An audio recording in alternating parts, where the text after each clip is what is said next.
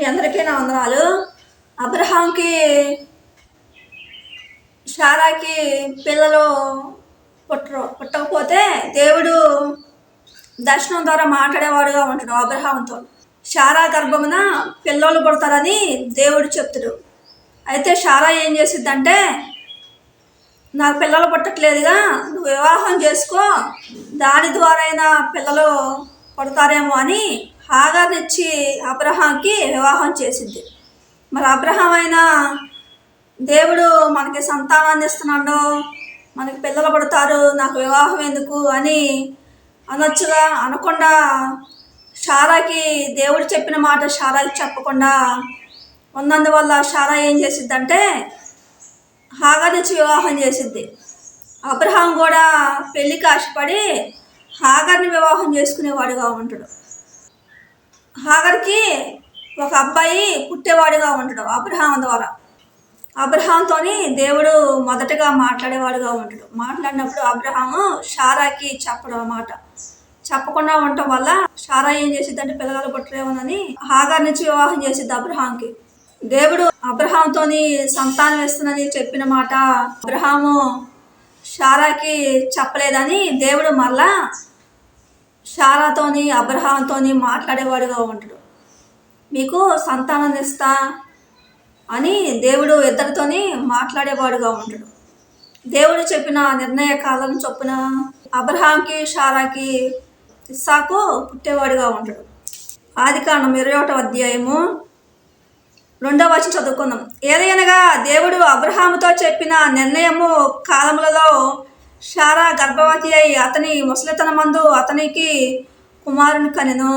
తన కుమారునికి ఇస్సాకు అని పేరు పెట్టెను. ఏందంట, దేవుడు ఏ టైంలోని సంతానాన్ని ఇస్తున్నాడో ఆ టైంలో దేవుడు అబ్రహాంకి శారాకి సంతానాన్ని ఇచ్చేవాడుగా ఉంటాడు.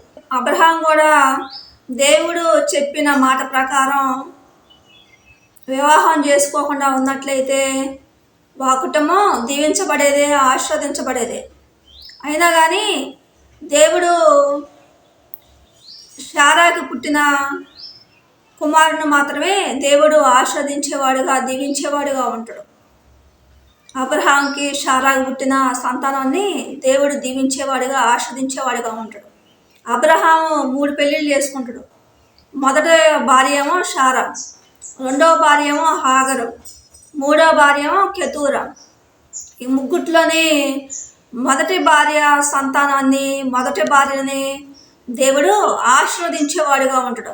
హాగర పుట్టిన సంతానాన్ని, కెతూరాగా పుట్టిన సంతానాన్ని దేవుడు వారిని ఆశీర్వదించడు. దేవుడు అబ్రహాముని, శారాని, శారాకు పుట్టిన ఇస్సాకుని మాత్రమే దేవుడు గణపరిచేవాడిగా, వారిని ప్రేమించేవాడిగా ఉంటాడు. హాగర పుట్టిన సంతానాన్ని, హాగర్ని, కెతూరాని, కెతూరాకు పుట్టిన సంతానాన్ని దేవుడు ఆశీర్వదించడు. ఎవరైనా కానీ స్త్రీలైనా పురుషులైనా మొదటగా ఎవరైతే వివాహం చేసుకొని ఉండేవారుగా ఉంటారో, పిల్లల్ని కనేవారుగా ఉంటారో, వారిని ఈ లోకం కూడా గణపరిచేదిగా, గౌరవించేదిగా, విలువించి మాట్లాడేదిగా ఉండేదిగా ఉంటుంది. అబ్రహాముని, శారాని, శారాకు పుట్టిన ఇస్సాకుని దేవుడు గణపరిచేవాడుగా, ఆస్వాదించేవాడుగా ఉంటాడు. వారినే ఎక్కువగా ప్రేమించేవాడుగా ఉంటాడు. స్త్రీ కానీ పురుషుడు కానీ 2 పెళ్ళిళ్ళు చేసుకునేవారుగా ఉంటే, 3 పెళ్ళిళ్ళు చేసుకునేవారుగా ఉంటే, 4 పెళ్ళిళ్ళు చేసుకునేవారుగా ఉంటే, వారితోని పిల్లలు కనేవారుగా ఉంటే ఈ లోకం గౌరవించదు. అమ్మ వారికి 2 భార్యలు ఉన్నారు, వారికి 2 భర్తలు ఉన్నారు అని అనేవారుగా ఉంటారు. వారిని గౌరవించకుండా, వారికి విలువిచ్చి మాట్లాడకుండా ఉండేవారుగా ఉంటారు. మనం కూడా ఈ లోకంలోని మొదట వివాహాన్ని మనం గణపరిచే వరంగా ఉంటాం.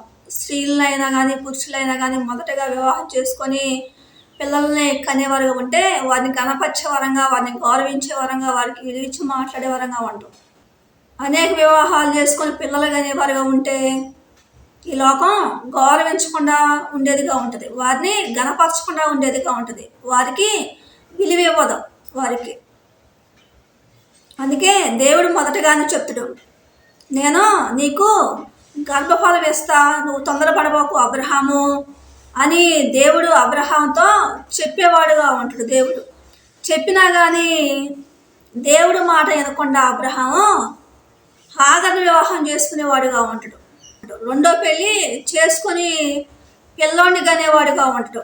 దేవుడేమో శారాకి గర్భఫలాన్ని ఇస్తా అని చెప్తాడు దేవుడు. అబ్రహాం ఏమో దేవుడు మాట వినకుండా హాగర్ని వివాహం చేసుకునేవాడుగా ఉంటాడు. మళ్ళా శారా చనిపోయిన తర్వాత కెతురాని వివాహం చేసుకునేవాడుగా ఉంటాడు.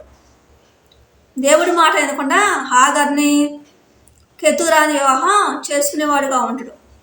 చేసుకున్నా కానీ హాగర పుట్టిన సంతానాన్ని కెతురాకు పుట్టిన సంతానాన్ని దేవుడు ఆస్వాదించడం, వారిని గణపరచడం. అబ్రహాం మొదటి భార్య అయిన శారాని మాత్రమే అబ్రహాంకి శారాకు పుట్టిన ఇస్సాకును మాత్రమే దేవుడు గణపరిచేవాడుగా ఉంటాడు. దేవుడేమో నీ మొదటి భార్యకే నీకు సంతానాన్ని ఇస్తా అని చెప్పేవాడుగా ఉంటాడు. కానీ అబ్రహాం మాత్రం దేవుడి మాట వినకుండా 2 పెళ్ళిళ్ళు చేసుకునేవాడుగా ఉంటాడు.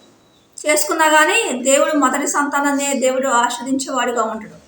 మిగతా భార్యలను వారికి పుట్టిన సంతానాన్ని దేవుడు ఆస్వాదించడు. ఇస్సాకుకి 2 పిల్లలు పడతారు.